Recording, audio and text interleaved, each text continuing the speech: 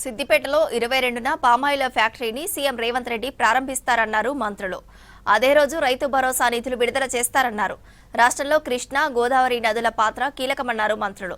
తల్లి లాంటి నదుల పరిరక్షణకు కృషి చేయాల్సిన అవసరం ఉందన్నారు. రాష్ట్ర మంత్రివర్గ విస్తరణపై ఢిల్లీలో చర్చ జరగలేదన్నారు నేతలు. నెలాఖరు వరకు కార్పొరేషన్ పోస్టులు, ఈ బడ్జెట్ సెషన్స్ లో అసెంబ్లీ, మండలి విప్ పోస్టులు భర్తీ అవుతాయన్నారు నేతలు.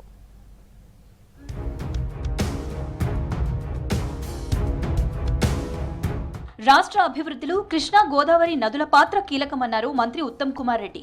తల్లి లాంటి నదుల పరిరక్షణకు అందరూ ఒక్కటిగా కృషి చేయాలన్నారు. ప్రకృతి వైపరీత్యాలతో పాటు మానవ తప్పిదాలతోనే వరదలు వస్తున్నాయన్నారు మంత్రి. ఎంసీహెచ్ఐడిలో ప్రభుత్వం ఆధ్వర్యంలో flood plain zoning regional workshop జరిగింది. చీఫ్ గెస్ట్ గా మంత్రి ఉత్తమ్ కుమార్ రెడ్డి హాజరయ్యారు.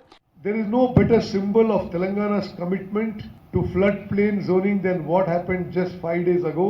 In the presence of Honorable Chief Minister Shri A. Revanth Reddy Garu, the government of Telangana unveiled the detailed project plans for the Moosi Riverfront Development Project, Phase 1 of the Moosi River Rejuvenation Initiative. This is one of the most ambitious urban river restoration projects in the country. సిద్దిపేటలో నిర్మించిన oil form ఫ్యాక్టరీని 22న ముఖ్యమంత్రి రేవంత్ రెడ్డి ప్రారంభిస్తారన్నారు మంత్రి తుమ్మల నాగేశ్వరరావు. అదే రోజు 70 లక్షల మంది రైతులకు రైతు భరోసా నిధులు విడుదల చేస్తామన్నారు. ఈ నెల 20, 21, 22న వ్యవసాయ సదస్సులు నిర్వహిస్తామన్నారు తుమ్మల.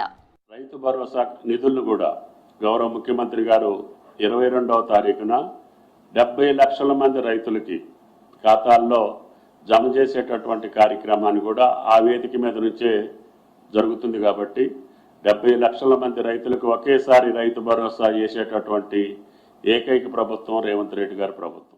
నిన్న జగ్గారెడ్డిపై తాను చేసిన వ్యాఖ్యలపై వివరణ ఇచ్చారు మంత్రి కోమటిరెడ్డి వెంకటరెడ్డి. పీసీసీ చీఫ్ మహేష్ కుమార్ గౌడ్ పై తాను ఎలాంటి కామెంట్ చేయలేదన్నారు. ఉద్దేశపూర్వకంగా కొందరు తప్పుడు ప్రచారం చేస్తున్నారన్నారు. అసెంబ్లీ లాబీలో చిట్ చాట్ చేశారు మంత్రి కోమటిరెడ్డి. ఇటీవల సంగారెడ్డిలో జగ్గారెడ్డి ఏర్పాటు చేసిన రంజాన్ వేడుకలకు ఏర్పాట్లు చూసి అలా మాట్లాడానన్నారు.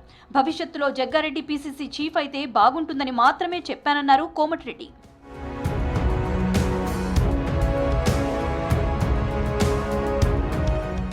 రాష్ట్ర మంత్రివర్గ విస్తరణపై ఢిల్లీలో చర్చ జరగలేదన్నారు పీసీసీ చీఫ్ మహేష్ కుమార్ గౌడ్. నెలాఖరు వరకు కార్పొరేషన్ పోస్టులు భర్తీ చేస్తామన్నారు. ఈ బడ్జెట్ సెషన్స్ అయ్యేలోపే అసెంబ్లీ, మండలి విప్ పోస్టులు భర్తీ అవుతాయన్నారు. కన్విన్స్ చేయగలిగిన వ్యక్తి చీఫ్ విప్ అవుతారన్నారు మహేష్. 26 నుంచి 30 వరకు ఎల్బీ స్టేడియంలో ఎమ్మెల్యేలకు క్రీడా పోటీలు నిర్వహిస్తున్నామని చిట్ చాట్లో చెప్పారు Mahesh Kumar Goud.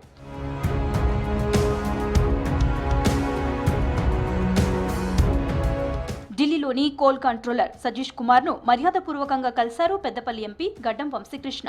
Coal mine pension పథకం 1998 కింద పదవీ విరమణ చేసిన సింగరేణి బొగ్గు కార్మికుల పెన్షన్ సమస్యలపై కీలకంగా చర్చించారు. ప్రస్తుతం సింగరేణి నుంచి రిటైర్ అయిన కార్మికులకు వస్తున్న పెన్షన్ చాలా తక్కువగా ఉండటంతో వారు ఆర్థికంగా తీవ్ర ఇబ్బందులు పడుతున్నారని వంశీకృష్ణ అధికారుల దృష్టికి తీసుకువెళ్లారు. దీనిపై నిబంధనల ప్రకారం పరిశీలించి చర్యలు తీసుకుంటామని హామీ ఇచ్చారని చెప్పారు వంశీకృష్ణ. మినిస్ట్రీ ఆఫ్ కోల్ డిపార్ట్మెంట్లో సజీష్ గారిని కలవడం జరిగింది.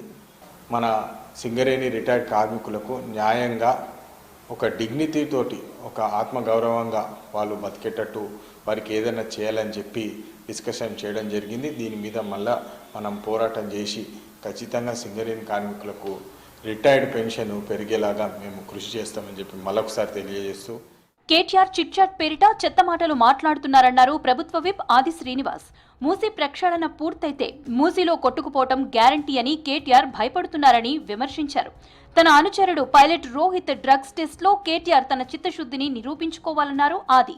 కేటీఆర్ చిట్ చాట్ల పేరిట చెత్త మాటలు మాట్లాడుతున్నటువంటి అంశాన్ని ఒకసారి, మూసీ నది ప్రక్షాళన ఎక్కడ పూర్తవుతుందో ఆ మూసీ నది పూర్తవుతే రేవంత్ రెడ్డి గారి పట్టుదల చూస్తే మేము మూసీ నదిలో గల్లంతు కావడం ఖాయమన్నమాట. ఆయన కళ్ళల్లో భయం కనిపిస్తున్న వేళ మా అడ్రస్ గల్లంతు అనేటువంటి భయం వారిలో పట్టుకున్నట్టుగా కనిపిస్తా ఉంది. అసెంబ్లీలోని స్పీకర్ ఛాంబర్లో స్పీకర్ గడ్డం ప్రసాద్ ని కలిశారు మంత్రి తుమ్మల నాగేశ్వరరావు. సిద్దిపేట జిల్లా నర్మెట ఆయిల్ ఫామ్ ఫ్యాక్టరీ దగ్గర జరిగే రైతు ఉత్సవాలకు రావాలని ఆహ్వానించారు. తర్వాత డిప్యూటీ సీఎం భట్టిని స్వయంగా కలిసి ఇన్విటేషన్ ఇచ్చారు తుమ్మల.